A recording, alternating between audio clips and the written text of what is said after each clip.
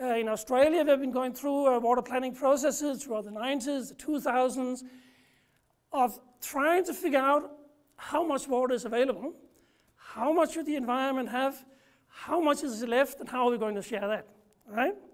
Sounds simple, until you have to make some of those decisions, right? And it's not easy. But it is necessary. I know Alberta is working at the moment under the Water for Life strategy. I would be surprised if there wasn't something similar on the go in BC. So I will just repeat what Ron also said. I think for a market to function, it's important that we define the water that the market should not be allowed to operate. Whenever you start talking about markets for water, there is always opposition, right?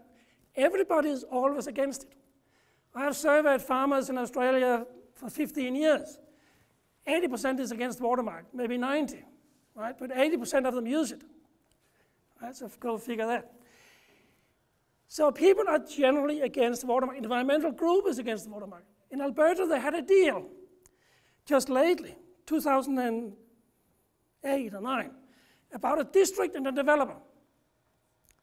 They wanted to build a shopping mall and a race course. So the developer made a deal with the irrigation district to pay $15 million to replace one of the ditches with a pipe, and also pay the irrigation district an substantial annual fee for using the pipe and the water. The district was actually only going to give part of the saved water to the developer. The district would actually end up with money in the pocket, a new pipeline, and more water to use than they had before. And in Alberta, they need a plebiscite to vote for this thing. They only accepted it by the narrowest of margins, right? Even though they got more water, they got more money, they got better technology, and it was like 47 to 53% among the irrigators. Right? It's an issue that are very, very emotional and irrational. There was just absolutely no reason. And then suddenly the city of Calgary was against it, the environmental lobby group over here was against it, everybody was against it, despite the fact that it all seems good. And then under the Water for Life strategy in Alberta, one of the biggest political goals is to reallocate water to meet new demand. If agriculture have 80% of the water, where do you think the water is going to come from if somebody else is going to need some, right? Irrigation, right? Since they have 80%. So one of the irrigation districts tried to change their license so they could actually deliver some of the water they didn't need in any given year to meet some demand in another city. It wasn't permitted. Right? The environmental lobby group was so active in preventing this change of the license that it still hasn't taken place.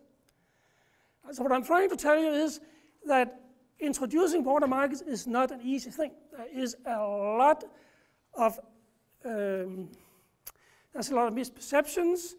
I have been in a lot of meetings, environmental groups say, yeah, but water for human rights, it's fundamental.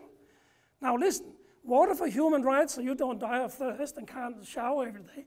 I mean, you can't even, the percentages are not small enough to say how much it is, right? There's no risk of not meeting human rights. And that's why I think it is important to overcome some of those fears, can partly be done by defining, before you allow trade to play, to define the water that cannot be traded.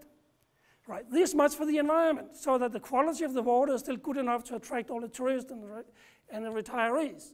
Define that much water to be linked to, say, the agricultural protected land base.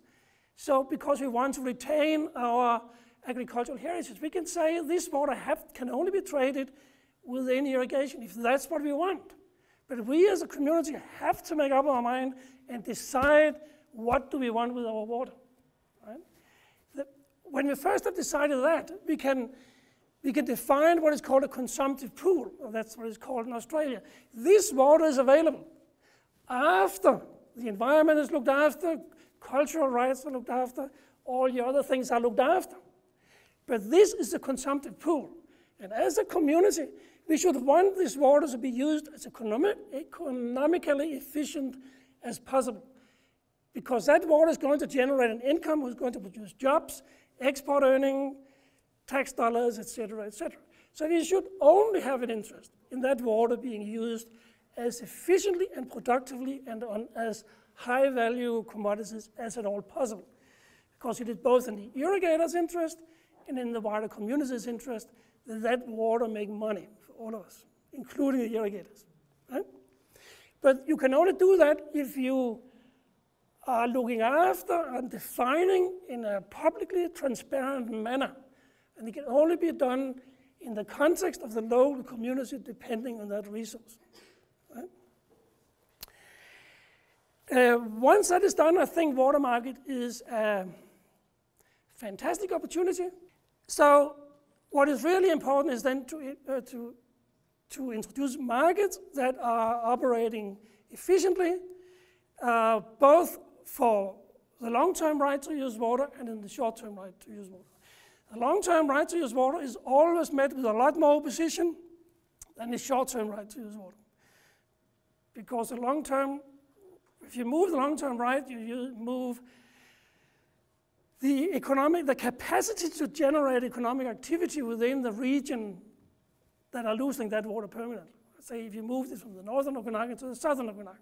Have been made a kerfuffle in Australia about this, about trading water out of districts. Right? So, but temporary trade is fine, and is normally accepted and is normally also introduced both in the US, in Australia, and different states, what's called a temporary market, or the market, I call it the market in the wet water. It's actually annual market. I buy 10 liters of water if you want to get a bucket, or I get the right to take a bucket out into the river and take 10 liters. So I know exactly what I'm getting.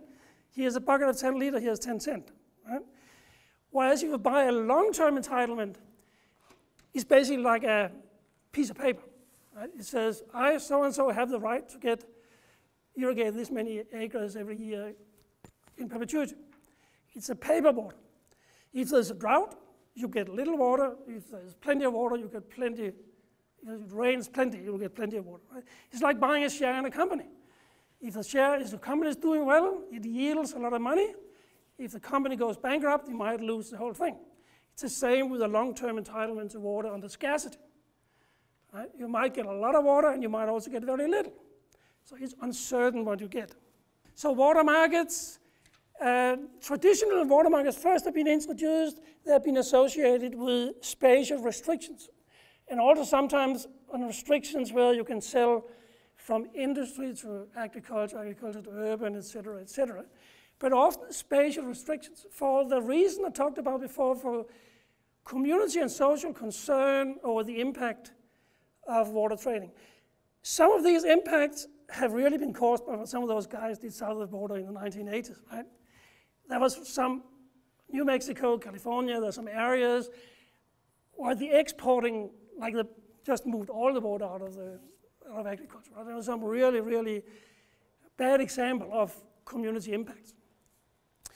So in most areas we see spatial restriction. Australia have had a 4% cap, like within a district, 4% cap. You can't sell more than 4% of the total entitlement base out of a district per year, right?